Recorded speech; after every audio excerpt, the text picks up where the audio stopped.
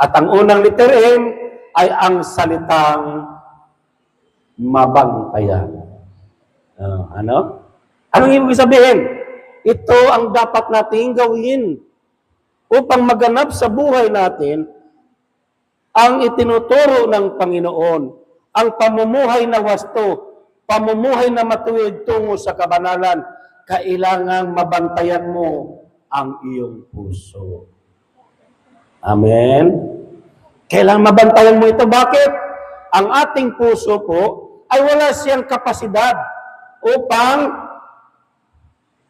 malaman kung alin ang mabuti at masama. Ang puso kasi natin, mga kapatid ko sa Panginoon, madali siyang mabighani, madali siyang ma-attach. At kapag na-attach sa isang bagay, doon na. Nagets niyo po? Ang puso natin, kapag na-attach na ito sa isang bagay, doon na, nahuhumaling na tayo. Kaya kailangan, mabantayan natin ito kasi baka mamaya, iba na ang minimithi ng puso natin. Baka ang minimithi ng puso natin ay magnakaw, manirang puri, hello, gumawa ng mga ghost project, nasingit na naman. Bakit ba? Totoo yun kasi, dikta ng puso yun. Kapag hindi tayo aware, hindi natin mabantayan ang ating puso, dadalhin tayo nito sa kapahamakan. Amen. Kailangan mabantayan. Kasi nga ulitin ko, wala siyang kapasidad upang iwasan ang masama at mabuti. Ang ating puso po ay parang bintana po yan. Ang bintana, no? Paano ba ang bintana? Papasok ang lamok, papasok ang mga insekto, langaw. Anong dapat gawin? Lalagyan ng screen para hindi makakapasok ang mga insekto, lamok. Sa ating buhay, ang ating puso ang bintana. Amen? Mahalaga ang puso. Bakit? Dito nagmula ang ating buhay. Bukal ng buhay ang puso natin dahil ito ang nagpapump ng dugo upang i-distribute sa lahat ng parte ng ating katawan. At mahalaga dahil ito nga po ang tinitingnan ng Diyos. Kung marumi ba o malinis ang puso natin. Hindi siya tumitingin sa panlabas na anyo. So napakahalaga. Kaya, mabantayan natin ito at yung screen, no? Kailangan walang makakapasok na mga insekto. Sa spiritual na buhay, ano itong mga insekto? Mga lamok, langaw. Yung mga iba't ibang tukso ng demonyo, problema, mga iba't ibang pagsubok. Mga polluted na mga salita na nagdadala sa atin tungo sa kapahamakan. Kapag ang puso natin na-attach sa mga bagay na hindi mabuti, halimbawa na lang, sa cellphone natin, lagi kang nanonood. Pag na-attach ka doon sa mga, halimbawa na lang, mga porno, o ano pa man yung mga makikita natin sa FB natin, TikTok, o ano pa man. So, yung papasok sa puso natin, at doon na, nagsisimula na, mapapahamak tayo, dahil magiging marumi tayo sa harapan ng Diyos. Amen po? So, kailangan mabantayan. Bakit? Baka ang minimithi niyan, mang-agaw ng asawa ng may asawa. Mang-agaw ng kayamanan hindi sa kanya. Sabi nga, dukitin mo ang mata kapag ito'y sanhi ng pagkakasala.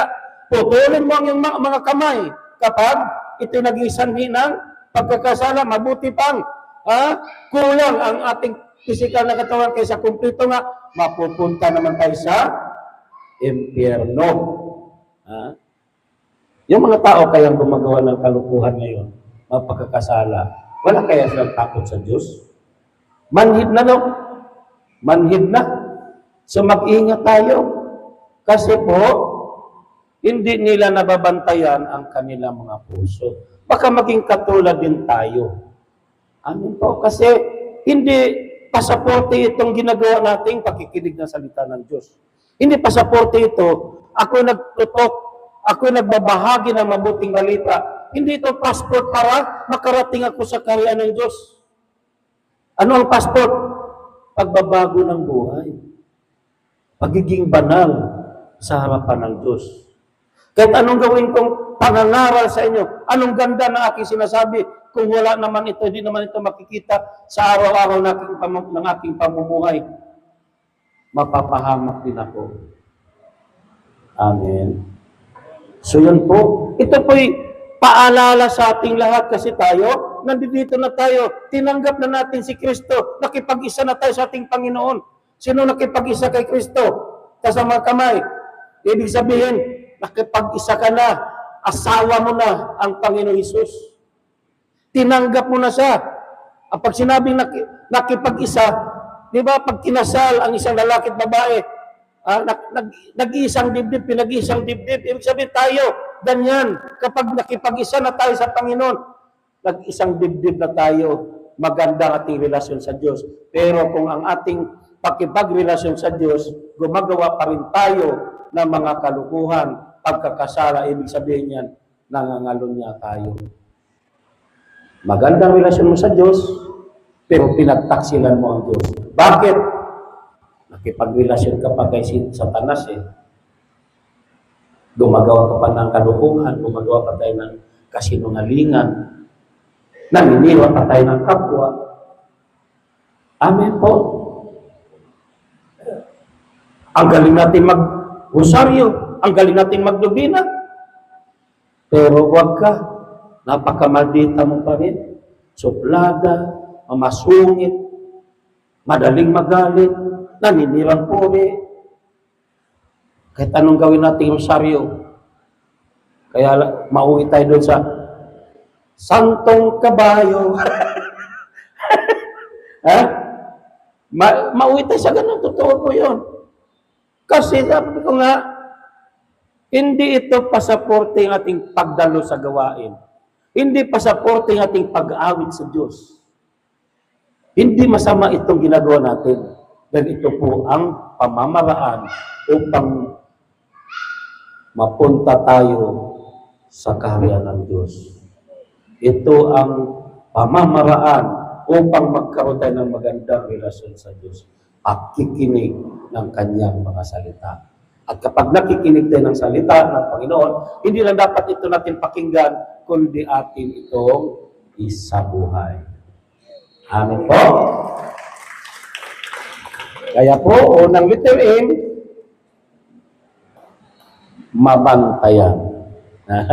Kailan mabantayan natin ang sarili nating puso, hindi puso ng iba ang ating bantayan.